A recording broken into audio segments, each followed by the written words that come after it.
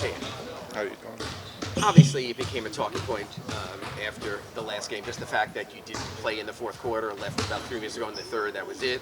Supposed to have 1.6 minutes to go. He was about to put you back in. Things were going good. You rode those guys. As a competitor and knowing what you're capable of, what's it like to be on the bench for the entire fourth quarter and ultimately see your team come up short? All I can do is, be supportive.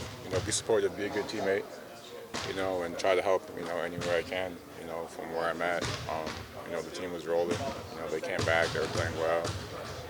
He stuck with that group. I respect it. I support it. If a team's rolling, you let them keep going. But next time I just got to, do more. Give them a reason to, How? keep me out there. Do what? Just stay assertive, stay aggressive, defensively, be disruptive. Have you been, in your mind, aggressive enough offensively first two games? Is that a mentality change you need? Yeah, just picking my spots and being aggressive and just trying to find different ways to get downhill and just open stuff up. Thanks so much, Andrew. Yeah. Thank you. You're one of the premier Canadian ballers in the NBA. What does it feel like having a whole country behind you? I also always love from Canada. Love and support. It was a long way from when I was a child. I always got love for Canada. Yeah. Oh, okay, I see. Thank you. Yeah. Depends on Tyler, but very rarely during a playoff series does a player say their offensive approach of a team is to pick on Tyler Herro.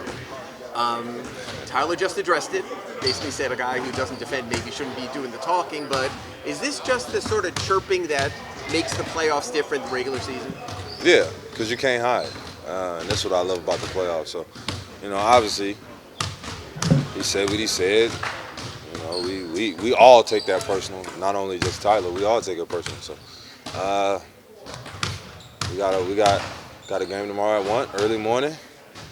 Get some sleep tonight, and then we get it cracking tomorrow. You guys are a team that very much stresses team defense. That even though you talk about guard your yard a lot, you're also there to cover and help. Obviously, you built a career off of that. So how much of this defense working also still counts on an ensemble and a team approach? Obviously, ultimately, to win the game, you have to have team defense. But every once in a while, 5 seconds or less, it's one-on-one sometimes. Guard your yard. We've seen in the playoffs guys hit walk-off bombs and the whole nine. So, we take the comment and we respect it, and we go to our game tomorrow. Bam, what's your theory about why the team wasn't better at home this year at 19 and 22? Obviously, we got Wiggins. Yeah. We had that whole ordeal, but for the most part, I feel like it was, we just couldn't figure it out because it wasn't like we were getting blown out at home. It was just we would lose by 1 or 2 points, game winners. Obviously the losing streak didn't help, but everybody know everything's different in the playoffs. Tomorrow game at 1 o'clock. I expect the whole crowd to be there by tip-off. People don't understand, and this is not me making an excuse for our fans, but people don't understand what type of traffic we have. Yeah. That takes people get here when the game starts. You're not gonna get it until midway through the first, almost the second. So for us, it's understanding like it's not like we got a dead city where there is no traffic. So, tomorrow our crowd's gonna be, our 6 man's gonna be there. We're gonna be good. With that being said, how important is it for that energy to help you guys to this game? I feel like it starts from, not only from us, but it starts from the intro. I feel like once you really get the crowd into it and you got a fire intro, I feel like that sets the tone more than anything. Tyler has to have a thick skin. He gets tested a lot. How do you feel like you see him step into this big role now? How has that thick skin kind of helped him get through it? And what has he shown you guys, I think, as a leader? Like I said, I've already had respect for Tyler Herro because, he walked in was like, I'm a bucket with that swagger. And then obviously you've seen, you seen what he's progressed to now. But for me, it's the behind the scenes of obviously the media throwing his name in the mud. He can't. He's fragile. Even our president has went at him before. So it's definitely made him tougher and tough skin. So for me, it's just when comments and stuff like happen, I feel like it just bounces off, and he'd be like, all right, let's get out here and hoop. Thank you. By the way, we're going in August, so I might hit you up if you're going to be out there. I bet. Whether kiddingly or not, when Darius says the key to their entire offense starts with going at you, how did you take that when you saw it? How did I take it?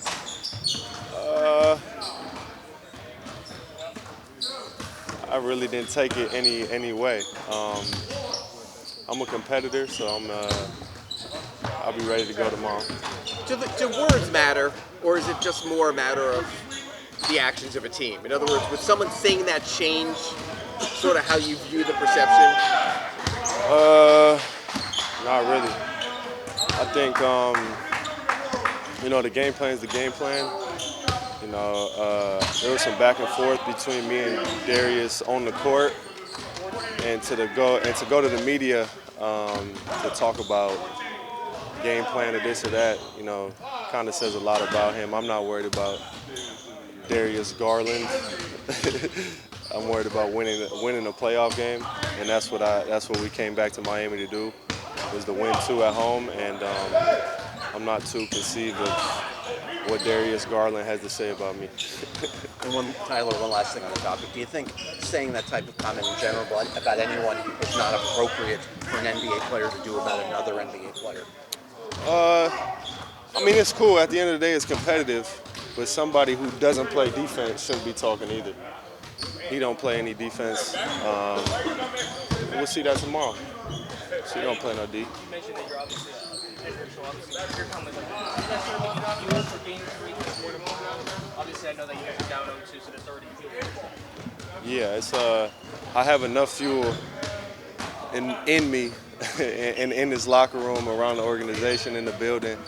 I don't need any fuel from that guy over there. I will once it leads to a win.